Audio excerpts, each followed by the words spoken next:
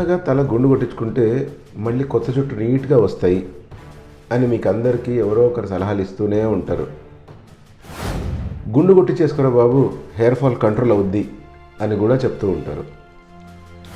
గుండు కొట్టి చేసుకున్నామంటే డాండ్రఫ్ అంతా పోయి మళ్ళీ స్కాల్ప్ నీట్ అయిపోతుంది, ఇది కూడా చెప్తూ ఉంటారు.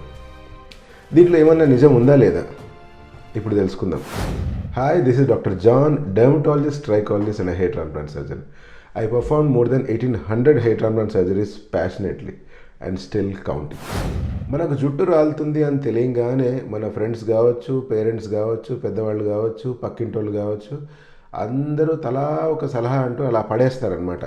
అది వాళ్ళకి తెలిసి పడేస్తారో, లేకపోతే నోరు ఉంది కదా అని ఏదో ఒకటి చెప్పాలి కదా అని చెప్తారో, లేకపోతే చెప్తే వింటారు కదా అని చెప్తారో తెలియదు. బట్ చెప్పడం అయితే చెప్తారు. దాంట్లో అందరూ చెప్పేది ఏంది అంటే గుండు కొట్టి చేసుకో, హెయిర్ ఫాల్ కంట్రోల్ అయిపోద్ది, గుండు కొట్టి చేసుకో అని. మరి నిజంగా గుండు కొడితే అంటే మొత్తం టాన్సర్ చేసుకుంటే ఏమైనా ఉపయోగం ఉంటుందా? హెయిర్ గ్రోత్ ఏమన్నా బాగా వస్తుందా అంటే ఒకసారి మనం అర్థం చేసుకోవాలి. గుండు కొట్టుకున్నప్పుడు లేదా మొత్తం తల షేవ్ చేసినప్పుడు ఏం జరుగుతుంది? మొత్తం తల షేవ్ చేసేటప్పుడు మనం ఏం చేస్తున్నాము? హెయిర్ రూట్స్ ఏవైతే ఇంతవరకు పెరిగి ఉంటాయో వాటిని అంతవరకు కట్ చేసేస్తున్నాం అంతే. అంటే దాని అర్థం ఏంటంటే హెయిర్ ఇంతవరకు ఉంది, ఇక్కడ నుంచి మళ్ళీ పెరుగుతుంది అంతే. అదే హెయిరే మళ్ళీ అక్కడ నుంచి పెరుగుతుంది తప్పిస్తే ఆ ప్లేస్లో కొత్త హెయిర్ పెరిగే అవకాశం ఎక్కడుంది? ఇంకా అంటుంటారు అక్కడ గుండు కొట్టించామంటే థిక్గా హెయిర్ పెరుగుతాయి అని చెప్పి. అండ్ మనం చూసినప్పుడు కూడా గమనిస్తాం నిజంగానే థిక్గా హెయిర్ పెరుగుతాయి అని చెప్పి. అలా ఎందుకు అనిపిస్తుంది థిక్గా హెయిర్ పెరిగినట్లు అంటే అంతవరకు ఉండే హెయిర్ సన్ డ్యామేజ్ వల్ల కానీ, లేకపోతే డస్ట్ ఎక్స్పోజర్ వల్ల కావచ్చు, లేదా ఇంకా ఇతరతర కారణాల వల్ల ఆ డెడ్ టిష్యూ కొంచెం డ్యామేజ్ అయిపోయి డల్గా కనిపించి ఉండొచ్చు. కానీ ఎప్పుడైతే ఫ్రెష్గా లోపల నుంచి వస్తుంటుందో అప్పుడు కొంచెం లస్చర్తో, కొంచెం వాల్యూమ్తో బయటికి వచ్చే అవకాశం ఎంతైనా ఉంది. కానీ కొత్త హెయిర్ బట్టతల మీద, అంటే ఖాళీగా ఎంటీగా ఉన్న బట్టతల మీద కొత్తగా థిక్గా దట్టంగా ఉండే హెయిర్ మొలుస్తాయా అంటే గుండు కొట్టించడం వల్ల అయితే ఏమాత్రం మొలవవు. సో అటువంటి అపోహ ఏదైనా ఉంది అంటే దయచేసి మీ మైండ్లోంచి తీసేసేయండి. ఎవరైనా ఇలా సలహా చెప్పారు అంటే వాళ్లకు దండం పెట్టండి, బాబు దయచేసి ఇట్లా సలహాలు మాకు ఇవ్వద్దు అని. కానీ మనం అందరం గమనిస్తాము గుండు కొట్టించిన తర్వాత చిన్న చిన్న హెయిర్ గ్రోత్ కనిపిస్తూ ఉంటుంది.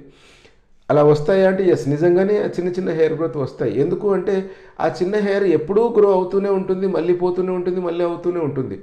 సో అలా గ్రో అయిన హెయిర్ మళ్ళీ పొడుగ్గా థిక్గా వస్తుందా అంటే లేదు. ఆ చిన్న నూనూగు మీసాలు లాంటి హెయిర్ ఏదైతే విల్లస్ హెయిర్ అంటామో అవి అంతే ఉంటాయి, అంతకంటే ఎక్కువ లెంత్కి పెరగవు. బట్ తన సొంత హెయిర్ ఏవైతే అంతో ఇంత థిక్గా ఉంటాయో అవి మాత్రమే మళ్ళీ యథావిధిగా పెరుగుతాయి. అండ్ గుండు చేయడం వల్ల బట్టతల జరిగే ప్రాసెస్ ఏదైతే ఉంటుందో జెనెటిక్గా, ఆ ప్రాసెస్ ఏమైనా స్టాప్ అవుతుందా? లేదు, దాంట్లో స్టాప్ అయ్యేది కూడా ఏం లేదు. ఇంకా చెప్పాలంటే సపోజ్ ఒక వ్యక్తికి కొంచెం జుట్టు పెంచుకున్నాడు, ఆ జుట్టుతో ఈ పై భాగంలోనో లేకపోతే ఈ సైడ్స్లో తగ్గిన వెంట్రుకల్ని ఇలా దువ్వుకొని కవర్ చేస్తూ ఉంటాడు అనుకుందాం. ఎప్పుడైతే ఈ వ్యక్తి గుండు కొట్టుకుంటే జుట్టు బాగా మొలుస్తుంది అనే అపోహకి పడిపోయి టక్కున గుండు కొట్టేసుకుంటాడు. ఇప్పుడు ఏమవుతుందంటే కొత్తగా పెరిగే వెంట్రుకలు ఏవైతే సొంత వెంట్రుకలు అయితే ఉంటాయో, అంటే ఈ సైడ్స్ ఇవి బాగానే ఉన్నాయి కదా, ఇవి ఫాస్ట్గా పెరిగిపోతాయి. ఏవైతే ఇక్కడ ఆల్రెడీ పలచబడిపోయి ఉంటుందో దానిలో గ్రోత్ రేట్ ఆల్రెడీ చాలా స్లో. సో అందుకని అవి కొంచెమే పెరుగుతాయి. ఈ సెంటర్ది కొంచెం బాగానే ఉంటుంది కాబట్టి ఫాస్ట్గా పెరుగుతుంది. సైడ్స్లో వెంట్రుకలు ఎటు బాల్డ్నెస్కి ప్రోన్ కాబట్టి అవి కూడా ఫాస్ట్గా పెరగవు. సో గుండు కొట్టించుకున్న తర్వాత అసలు నిజం బయటపడుతుంది అండ్ ఈ ఏరియా ఇంకా బాల్డ్గా కనిపిస్తుంది. ఇప్పుడు కవర్ చేసుకోనికి పెరిగిన జుట్టు కూడా లేదు. ఇప్పుడు ఆబ్వియస్గా ఆ ఏరియా అంత పలచగా కనిపించేసరికి ఈ వ్యక్తి ప్రతిసారి ట్రిమ్మింగ్లోనే తన హెయిర్ స్టైల్ని మెయింటైన్ చేసుకోవడం మొదలు పెట్టేస్తాడు. సో నేను చెప్పొచ్చేది ఏంటంటే గుండు చేయించడం వల్ల బట్టతల ప్రాసెస్ ఏదైతే ఆన్గోయింగ్ బట్టతల వస్తూ ఉందో అది స్టాప్ అవ్వదు. గుండు చేయించడం వల్ల కొత్తగా బట్టతల మీద థిక్ హెయిర్ మొలవవు. ఇప్పుడు చాలామంది ఇంకో పాయింట్ కూడా చెప్తూ ఉంటారు, అదేంటి అంటే గుండు చేయించుకుంటే హెయిర్ ఫాల్ కంట్రోల్ అయిపోతుంది అని చెప్పి. ఇప్పుడు అది ఎలా సాధ్యము? మనం గుండు చేసేది పైన ఉండే వెంట్రుకలకి, హెయిర్ ఫాల్ ఉండడానికి కారణం ఏంటి? మన స్కాల్ప్ లోపల న్యూట్రిషన్ లేకనో, విటమిన్స్ లేకనో, హార్మోన్ ఇన్వాల్వ్మెంట్ వల్లనో లేకపోతే బాల్డ్నెస్ ప్రాసెస్ జెనెటిక్ ప్రాసెస్ వల్లనో హెయిర్ ఫాల్ అవుతూ ఉంది మనకి, లేదా ఐరన్ డెఫిషియన్సీ వల్లనో హెయిర్ ఫాల్ అవుతూ ఉంది. మరి ఇక్కడ మనం ఏమి రిపేర్ చేయకుండా పైన పూత పెయింట్ వేస్తే ఇక్కడ ప్రాసెస్ రిపేర్ అయిపోయి కొత్త జుట్టు ఎలా వస్తుంది? ఇది చెప్పడం ఎలా ఉంటుంది అంటే, సపోజ్ ఒక ఇల్లు ఉంది, ఆ ఇంటికి ఒక గోడ ఉంది, ఆ గోడకి క్రాక్ వచ్చింది. ఆ క్రాక్ వచ్చినప్పుడు ఆ క్రాక్ కనపడకుండా జస్ట్ పైన పెయింట్ వేసాము, లేదా కొంచెం ఏదో లపమలాప పూసేసి పెయింట్ వేసేసాము అనుకోండి, అది టెంపరీ కనపడకుండా పోతుంది. బట్ రియాలిటీకి గోడ ఏదైతే క్రాక్ వచ్చిందో అది అలాగే క్రాక్ ఉంటుంది కదా.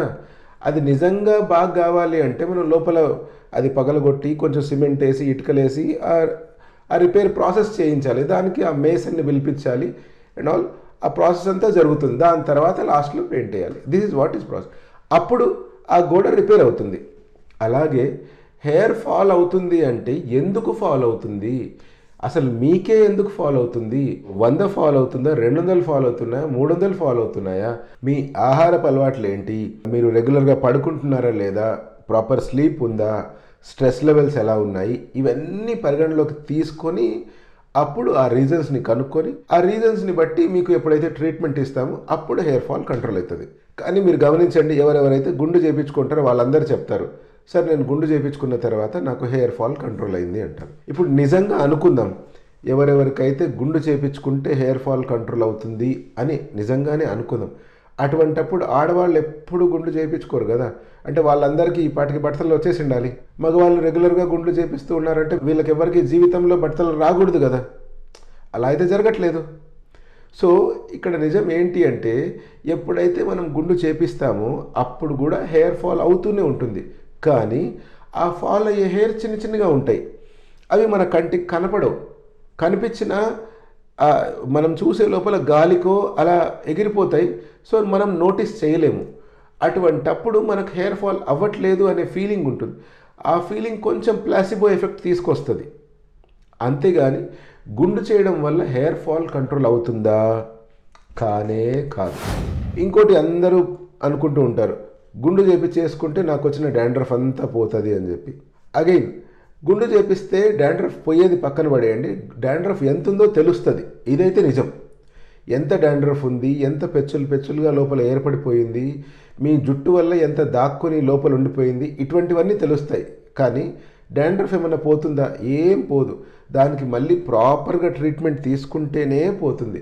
అండ్ ఆ ప్రాపర్ ట్రీట్మెంట్ తీసుకునే ముందు మీకు కనిపించేది మీ స్కిన్ డ్రై అయినందువల్ల వచ్చే పొట్ట, లేకపోతే నిజంగానే ఫంగస్ వల్ల పొట్టు ఫామ్ అవుతుందా అనేది నిర్ధారించుకోవడం కూడా అవసరమే. అలా గుండు చేపించిన తర్వాత ప్రాపర్ ట్రీట్మెంట్లో భాగంగా మీ స్కాల్ప్ మీద ఉండే ఆ పొట్టు శాంపుల్ని KOH అనే టెస్ట్ చేస్తాం. అంటే potassium hydroxide mount, wet mount చేసి మైక్రోస్కోప్ కింద చూస్తే ఫంగల్ హైఫే ఉన్నాయా లేదా అని తెలుస్తాయి. దాన్ని బట్టి మీ ఫర్దర్ ఫంగల్ ట్రీట్మెంట్ అనేది మీ డర్మటాలజిస్ట్ డిసైడ్ చేస్తారు. అలా చేసుకున్నట్లయితే అప్పుడు ఆ ట్రీట్మెంట్ వల్ల ఫంగస్ తగ్గే అవకాశం ఉంది, డాండ్రఫ్ తగ్గే అవకాశం ఉంది. జస్ట్ గుండు చేపిస్తే ఏమైనా తగ్గుతుందా డాండ్రఫ్ అంటే అవకాశమే లేదు. ఇప్పుడు నిజంగా డాండ్రఫ్ ఎందుకు వస్తుంది, ఎలా వస్తుంది అంటే దాని గురించి ప్రత్యేకించి నేను ఒక వీడియో చేశాను. టాప్ 10 హెయిర్ ప్రాబ్లమ్ సిరీస్లో ఫస్ట్ వీడియోనే డాండ్రఫ్ గురించి. మీకు దాని గురించి ఇంకా తెలుసుకోవాలనుకుంటే డిస్క్రిప్షన్లో నేను లింక్ ఇస్తాను. తప్పకుండా ఆ వీడియో చూడండి. చూసి దాని గురించి ఇంకా ఇన్ఫర్మేషన్ తెలుసుకొని జాగ్రత్త పడండి. ఇప్పుడు గుండు చేయించుకుంటే లాభాలు ఏమున్నాయో మనకు తెలియదు, కానీ నష్టాలు ఏమన్నా ఉన్నాయంటే ఎస్, నష్టాలు ఉన్నాయి. నేను చెప్తాను, జాగ్రత్తగా వినండి. నెంబర్ 1, మనం గుండు చేయించుకునేటప్పుడు స్కిన్ ఇరిటేట్ అయ్యే ఛాన్సెస్ ఉన్నాయి. ఎందుకంటే మనము ఎప్పుడైతే ఆ రేజర్తో చేస్తారో superficial layers of skin cut అయిపోయే అవకాశం ఉంటుంది. యూజువల్గా ఒక ప్రాపర్ పద్ధతిలో అలా చేయలేదు అంటే సూపర్ఫిషియల్ లేయర్స్ కట్ అయినప్పుడు ఈజీగా మన స్కిన్ సరౌండింగ్ ఇన్ఫెక్షన్స్కి ప్రోన్ అయ్యే ఛాన్సెస్ ఉంటాయి అన్నమాట. So skin irritation is the first problem.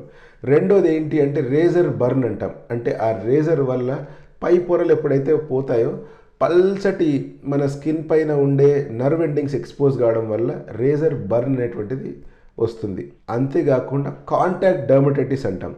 Contact dermatitis అంటే సపోజ్ మీకు ఏదైతే రేజర్ వాడుతున్నారో అది స్టెరిలైజ్ ప్రాపర్గా చేశారో చేయలేదో మనకు తెలియదు. ఎప్పటికైనా ఒక డిస్పోజబుల్ రేజర్ వాడడం అనేది చాలా మంచిది. మనం ఇప్పటికీ గమనిస్తూ ఉంటాం, ఆ ఉస్తరాలో కొత్త బ్లేడ్ అనేటువంటి తను మారుస్తూ ఉంటాడు.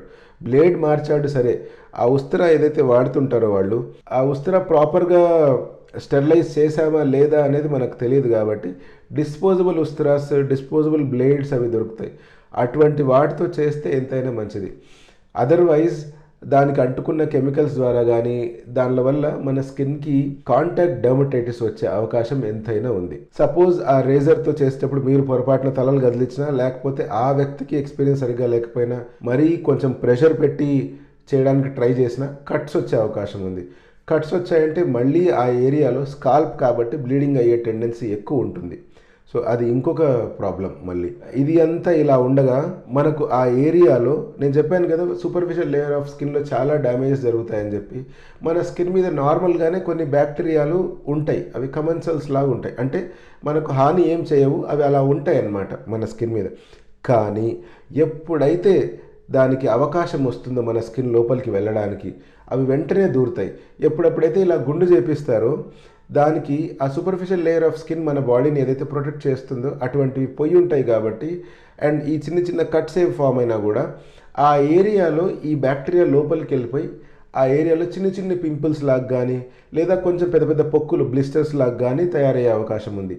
అండ్ ఎక్కడెక్కడైతే ఈ బ్లిస్టర్స్ కానీ, ఈ చిన్న చిన్న పింపుల్ లాంటివి కానీ, పస్ట్యూల్స్ లాంటివి కానీ ఫామ్ అవుతాయో ఆ ఏరియాలో ఇన్ఫ్లమేషన్ అనేది వస్తుంది. మీకు అందరికీ తెలుసు, నేను ఇంత ముందు కూడా చెప్పాను, ఎప్పుడైతే ఇన్ఫ్లమేషన్ వస్తుందో ఆ ఏరియాలో హెయిర్ అనేటువంటిది పర్మనెంట్గా చచ్చిపోయే అవకాశం ఉంది అని చెప్పి. సో జుట్టు పెంచుకోవాలనే ఉద్దేశంతో గుండు కొట్టించుకొని ఉండే జుట్టు పోగొట్టుకునే అవకాశం కూడా ఉంది. సో జాగ్రత్త పడండి. ఇన్ఫ్లమేషను, ఇటువంటివి కాంటాక్ట్ డర్మటైటిస్ ఇవన్నీ ఎక్కువైనప్పుడు తలంతా దురద పెట్టడం అనేది ఇంకో కామన్ సిమ్టమ్. అంటే ఇచ్చి స్కాల్ప్ లాంటి తయారైపోతుంది. మీరు దురద పెట్టినప్పుడు ఏం చేస్తారు? గోకుతారు. గోకినప్పుడు మీ గోర్ల ప్రెషర్ వల్ల స్కాల్ప్ మీద ఇరోజన్స్ ఫామ్ అవుతాయి. ఇరోజన్స్ వల్ల మళ్ళీ ఏమవుతుంది? ఆ ఏరియాలో బ్రేక్స్ ఫామ్ అవుతాయి. ఆ బ్రేక్స్ వల్ల ఏమవుతుంది? బ్యాక్టీరియా లోపలికి వెళ్తుంది. బ్యాక్టీరియా లోపలికి వెళ్ళడం వల్ల ఏమవుతుంది? మళ్ళీ పస్ట్యూల్స్ ఫామ్ అవుతాయి. మళ్ళీ పస్ట్యూల్స్ ఫామ్ కావడం వల్ల ఏమవుతుంది? ఆ ఏరియాలో మళ్ళీ మీకు దురద వస్తుంది, నొప్పి వస్తుంది, ముట్టుకోవాలనిపిస్తుంది. మీరు ముట్టుకున్నప్పుడు ఆ పస్ట్యూల్స్ని గోకుతారు. గోకితే ఆ పస్ట్యూల్ పగులుతుంది. మీరు ముట్టుకున్నందువల్ల మీ చేతి బ్యాక్టీరియా పగిలిన పస్ట్యూల్లోకి మళ్ళీ పోతాయి, మళ్ళీ ఇన్ఫెక్షన్ వస్తుంది. ఇలా సపోజ్ మీ బాడీకి ఇమ్యూనిటీ బాగుంది అంటే స్కాల్ప్ అంతో ఇంతో చిన్న డ్యామేజ్తో తప్పించుకుంటుంది. లేదు, ఇమ్యూనిటీ కొంచెం తక్కువ ఉంది అనుకోండి, ఈ ఇన్ఫెక్షన్ మైల్డ్ ఇన్ఫెక్షన్ అలా వస్తూనే ఉంటుంది. మీకు జుట్టంతా పెరిగి ఉండొచ్చు, అయినా స్కాల్ప్ మీద అక్కడక్కడ చిన్న చిన్న కురుపులు లాంటివి వస్తూనే ఉంటాయి. మళ్ళీ దాని గురించి ప్రత్యేకించి ట్రీట్మెంట్ తీసుకోవాల్సి వస్తుంది. ఫైనల్గా సపోజ్ మీకు షేవ్ చేసేట వ్యక్తి మీ హెయిర్ యాంగిల్స్ని చూసుకోకుండా ఆపోజిట్గా కొంచెం షేవ్ చేశాడే అనుకోండి, అప్పుడు ఏమవుతుందంటే నెక్స్ట్ గ్రో అయ్యే హెయిర్ ప్రాపర్గా గ్రో కాకుండా ఆ ఏరియాలో ఇన్గ్రోన్ హెయిర్ ఫామ్ అయ్యే ఛాన్స్ ఉంటుంది. లేదా షేవ్ చేసేటప్పుడు కొంచెం డ్యామేజ్ జరిగినప్పుడు కూడా హెయిర్ ప్రాపర్గా గ్రో కాకుండా ఇన్గ్రోన్ హెయిర్, అంటే హెయిర్ ఇలా బయటికి రావాల్సింది కాస్త మళ్ళీ కొంచెం లోపలికే గ్రో అవుతుంది. అలా లోపలికి గ్రో అయినప్పుడు ఏమవుతుందంటే ఈ హెయిర్ గ్రోత్ ప్రాసెస్ వల్ల అక్కడ ఏరియాలో చిన్న పస్ట్యూల్ లాగా ఫామ్ అయిపోయి మళ్ళీ అక్కడ ఇన్ఫ్లమేషను, కురుపులు తయారవుతాయి. మళ్ళీ సేమ్ సైకిల్ రిపీట్ అవుతుంది. సో ఇవన్నీ ప్రాబ్లమ్స్ రాకుండా ఉండాలంటే నిజంగా మీరు గుండు చేయించుకుంటున్నారు for any religious reason or for any family ceremonies, or మీరు ట్రీట్మెంట్ ప్రాపర్గా వాడదామని, లేకపోతే లోషన్ ప్రాపర్గా అప్లై చేసుకోవచ్చని, లేకపోతే ఎండలో హెయిర్ వల్ల ఇరిటేషన్ వస్తుందో ఇలా అనుకుంటున్నప్పుడు అప్పుడు ఒక ప్రాపర్ పద్ధతి ప్రకారం గుండు చేయించుకోవాలి. నేను కొన్ని జాగ్రత్తలు చెప్తాను, వినండి. ఫస్ట్ది ఏంటి అంటే యూజువల్గా మన స్కాల్ప్ని వెట్ చేయాలి. అది సింపుల్ మాయిశ్చరే కాకుండా ఒక ఫోమింగ్ ఏజెంట్తో వెట్ చేస్తే ఆ స్కిన్ అనేది సాఫ్ట్ అవుతుంది. హెయిర్ అనేటువంటిది కూడా ఆ ఏరియాలో వాటర్ని అబ్జార్బ్ చేసుకొని స్టిఫ్గా తయారవుతాయి. అప్పుడు అవి కట్ చేయడం ఈజీ అవుతుంది. ఎప్పుడు షేవ్ చేయించినా ఆల్వేస్ డిస్పోజబుల్ రేజర్స్నే వాడడానికి ప్రిఫర్ చేయండి. అండ్ షేవ్ చేయించుకునేటప్పుడు అంటే గుండు చేయించుకునేటప్పుడు along the direction of your హెయిరే చేయించుకోండి. ఇప్పుడు జుట్టంతా ఇలా మొలుస్తూ ఉంటుంది, మీరు ఇట్లా రివర్స్లో గుండు చేయించుకోవద్దండి. అండ్ ఇప్పుడు గుండు చేయించిన తర్వాత కూల్ వాటర్తో ఎప్పుడైతే వాష్ చేస్తామో అది ఎంతైనా మంచి చేస్తుంది. ఎందుకంటే పోర్స్ ఏవైతే ఓపెన్ అప్ అయి ఉంటాయో అవి కొంచెం క్లోజ్ అయ్యే ఛాన్స్ ఉంది. ఇరిటేషన్ కూడా అండ్ ఇన్ఫ్లమేషన్ కూడా కొంచెం తగ్గే అవకాశాలు ఉంటాయి. ఫైనల్గా ఆఫ్టర్ షేవ్ లోషన్ కానీ లేదా ఒక టోనర్ కానీ అప్లై చేయడం ఎంతైనా అవసరం. ఎందుకు అంటే ఆ టోనర్ అగైన్ ఆ ఓపెన్ అప్ అయిన పోర్స్ని క్లోజ్ చేస్తుంది. అండ్ ఈ ఆఫ్టర్ షేవ్ లోషన్ ఒక యాంటీసెప్టిక్ లోషన్ లాగా పనిచేస్తుంది. ఈ రెండు అయిపోయిన తర్వాత ఫైనల్గా మీరు ఆ ప్లేస్ నుంచి వెళ్ళే ముందు ఒక మాయిశ్చరైజింగ్ లోషన్ అప్లై చేసుకున్నారంటే ఆ స్కిన్లో ఏదైతే డ్రైనెస్ ఫామ్ అయిపోతుందో అది కూడా క్లియర్ అయిపోతుంది. ఒక్క 2 లేదా 3 రోజుల వరకు డిస్పోజబుల్ క్యాప్స్ వాడితే మంచిది. ఎందుకంటే మనం అదే క్యాప్ వాడిన క్యాపే ఒక 4-5 రోజులు వాడామనుకోండి, ప్రాబ్లం ఏమవుతుంటే దాంట్లో స్వెట్ అండ్ వెట్నెస్ వల్ల బ్యాక్టీరియా ఫంగస్ ఈజీగా చేరుతాయి. మళ్ళీ మన తలలో పస్టుల్స్ ఫామ్ అయ్యే ఛాన్సెస్ పెరిగిపోతాయి. ఎందుకంటే ఆ క్యాప్ పెట్టుకున్నప్పుడు ఆ ఉండే మైల్డ్ వేడిగా ఉండే వాతావరణము ఈ అండ్ స్వెట్ ఉండే తడి వల్ల ఫంగస్ కానీ లేకపోతే ఈ బ్యాక్టీరియా కానీ పెరగడానికి అనువైన వాతావరణం అన్నమాట. సో అందుకని ఫస్ట్ 1 or 2 days ఒక డిస్పోజబుల్ క్యాప్ కొంచెం గాలి ఆడేలాగా ఉంచుకోవడం ఎంతైనా మంచిది. సో గుండు చేయించుకుంటే కొత్తగా జుట్టు రాదు, హెయిర్ ఫాల్ కంట్రోల్ అవ్వదు, డాండ్రఫ్ తగ్గిపోదు అనేది మీకు అర్థమైపోయిందని అనుకుంటున్నాను. ఇంకా ఇట్లా హెయిర్ గురించి ఏమన్నా మిత్స్ ఉన్నాయి అంటే తప్పకుండా మీరు కమెంట్ సెక్షన్లో చెప్పండి. నేను దాన్ని చదివి రిప్లై ఇవ్వడానికి ట్రై చేస్తాను. మీ ఫ్రెండ్స్లో ఎవరికైనా ఈ ప్రాబ్లం ఉంది లేకపోతే ఈ గుండు గురించి మీతో ఆర్గ్యూ చేస్తున్నారు అనుకోండి, వాళ్ళకి తప్పకుండా ఈ వీడియోని షేర్ చేయండి. This is doctor John signing of.